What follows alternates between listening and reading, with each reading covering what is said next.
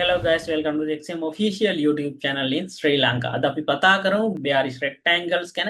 කොහොමද අපි bearish rectangles trade කරන්නේ? ඒක ඇතුළේ තියෙන logical reason එක, logically structures build up වෙන්නේ කොහොමද කියලා. bullish and bearish rectangle. bearish rectangles මෙතනදී වෙන්නේ අර විදියම තමයි. මෙතනදී අවම වශයෙන් අපි ගත්තොත් equal high සහ equal points අඩුම තරමින් points දෙකක් තියෙනවනේ. total ගත්තම අඩුම හතරක්වත් තියෙනවනේ.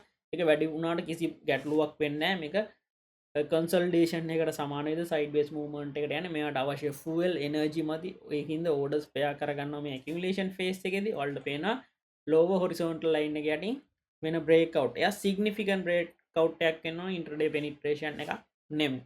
ඊට පස්සේ වාට එතන සිග්නිෆිකන්ට් බ්‍රේක් අවුට් එකේ එන්ට්‍රි එක ගන්න පුළුවන්.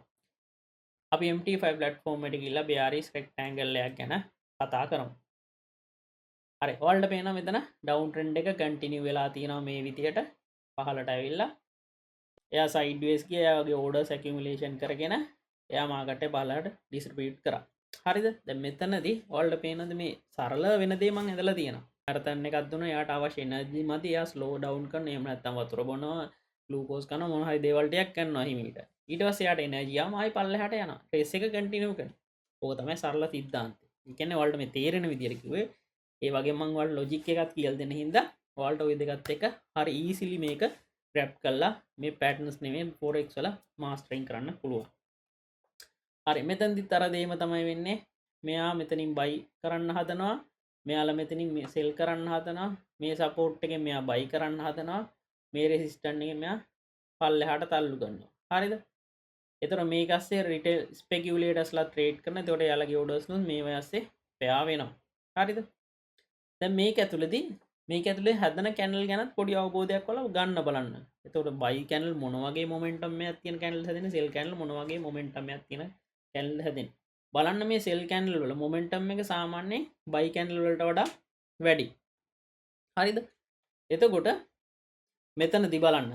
සාමාන්‍යයෙන් මෙන්න මෙයා පොඩි සිග්නිෆිකන්ට් වික් එකක් ගහලා තියෙන. ඒ වික් එකත් මොනිටර් කරන්න. හරිද? සාමාන්‍ය වික් එක සිග්නිෆිකන්ට් නැති කෙනෙක් යම්කිසි ඇහැට පේන ප්‍රමාණයට වඩා දිග නැත්නම් මෙහෙම කියමුකෝ කැන්ඩල් එකේ බොඩි එකට වඩා අඩුයි නම් ඒක සිග්නිෆිකන්ට් වික් එකක් විදියට ගන්න යන්න එපා. හරිද? දැන් මෙන්න මේකයි බොඩි එකයි සමානයි කිය මේ බොඩි එක පොඩිනේ. ඒතර මේක සිග්නිෆිකන්ට් කියලා ගන්න යන්න එපා. සාමාන්‍යයෙන් තරමක් විශාල බොඩියක් තියෙන වික් එකත් ඊට වඩා දිග වෙන එකක් සිග්නිෆිකන්ට් විදියට ගන්න. ඒතර මෙතනින් වෙන්නේ මම zoom කරන්න මෙතනින් මේ බ්‍රේක් අවුට් එකක් යන මේක ගන්න යන්න එපා. මොකද බලන්න අර මෙන්න බලන්න අර මං කිව්ව දේ. ඇයි? මෙතන මං ඉර ගහගත්ත හින්දා තමයි මෙයා බ්‍රේක් අවුට් එක ආපහු උඩට ගිහිල්ලා තියෙන. එයා ගලවලා නැහැ එකපාරේ. ඊට පස්සේ ආයේ මාකට් එක මේක ඇතුළට ඇවිල්ලා තියෙනවා. සමහර අවස්ථාවල සමහර කට්ටිය සමහර ට්‍රේඩර්ස්ලා මෙතනින් සෙල් එක ගන්නවා මේක නිසා. ඒතර මාකට් එක උඩට මූව් වෙන්න පුළුවන්. අපි දැන් මෙතන පල්ලෙහාට මූව් වෙලා තියෙන ඔන්න ඔය හේතු නිසා මාකට් එක උඩට ගලවන්න පුළුවන්. ෆලෝ ට්‍රැප් කරලා. දැන් මේවා මෙන්න මේ වගේ මේ ස්ටොප් ලොස් හන්ට් මේ බයස්ලා සමහරක් කෙනා මේක ඇතුළේ ට්‍රේඩ් කරන බයස්ලාගේ ස්ටොප් ලොස් හන්ට් වෙනවා මෙන්න මේ වික්ස් ගහන මෙන්න මේ වික්ස් හැදෙන ඒවායින් ස්ටොප් ලොස් හන්ට් වීමක් වෙන්නේ. ඉතින් ඒක හින්දා අපි හැමදේම උණයින් පස්සේ ට්‍රේඩ් කරන්න අවශ්‍ය නැහැ. මෙන්න මෙතනින් මාකට් එක ගැලවෙනවා. ඔයාලට සෙල් එන්ට්‍රි එක ගන්න පුළුවන්. මේ වගේ අවස්ථාවල බය නැතුව මෙන්න මේ වගේ සිනාරියෝ වල බය නැතුව මාකට් එක මෙහෙම ආයි පහලට ගිහිල්ලා නැවතත් බේස් පොයින්ට් එකට මිටිගේෂන් එකක් දුන්නොත් හරිද? මෙන්න මේ වගේ ලෙවල් එකක් තිබ්බ හොඳ සිග්නිෆිකන්ට් කැන්ඩල් එකක් එක්ක මේ විදිහට මේ වගේ ලෙවල් එකක් තිබ්බ බය නැතුව ආයි రీ එන්ට්‍රි එකකුත් දාන්න. ඒක හරිම ප්‍රිටි ෂුවර්.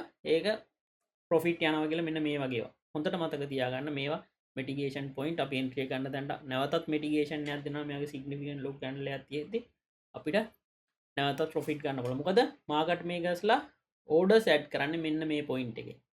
හරිද? අපි යන්නේ ඒ පොයින්ට් නුයි මේ අඳුන ගන්න මම ඔයාලට ස්ටෙප් බයි ස්ටෙප් කියන්නේ. එකපාරටම මම ඔයාලට කියලා දෙන්නේ නැහැ මාකට් මේකර්ස්ලාගේ පොයින්ට්ස්. මම මේ පොඩ්ඩ කියලා දෙන්නේ මෙන්න මේ වගේ පොයින්ට්ස් වලින් තමයි මෙතනින් තමයි මාකට් මේකර්ස්ලා ඕඩර්ස් දැම්මේ. එතකොට යම් කිසි ඕඩර්ස් ප්‍රමාණයක් මෙතනින් මාකට් මේකර්ස්ලා දාලා තියෙනවා. ওই දාන පොයින්ට්ස් තමයි මම ඔයාලට කියන්නේ. හරිද? එතකොට යම් කිසි ප්‍රමාණයක් මාකට් මේකර්ස්ලා මෙතනින් දාන. ඒ වගේ. හරිද? එතකොට අපි ඔන්න ওই දේවල් අවබෝධ කරගන්න ඕනේ. නැතුව අර ට්‍රැඩිෂනල් ට්‍රේඩින් මෙතඩ් වලින් අපි ට්‍රේඩ් කරොත් අපි හැමදාම ලොස්. මං හිතනවා ඔයාලට රෙක්ටැන්ගල්ස් ගැන ගොඩක් ලොකු අවබෝධයක් එන්න ඇති කියලා.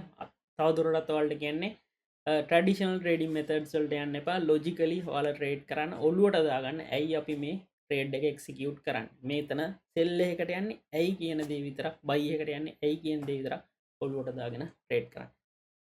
එහෙනම් අපි ආපහු අලුත් වීඩියෝ එකකින් හම්බෙමු. Thank you guys. Thanks for watching us.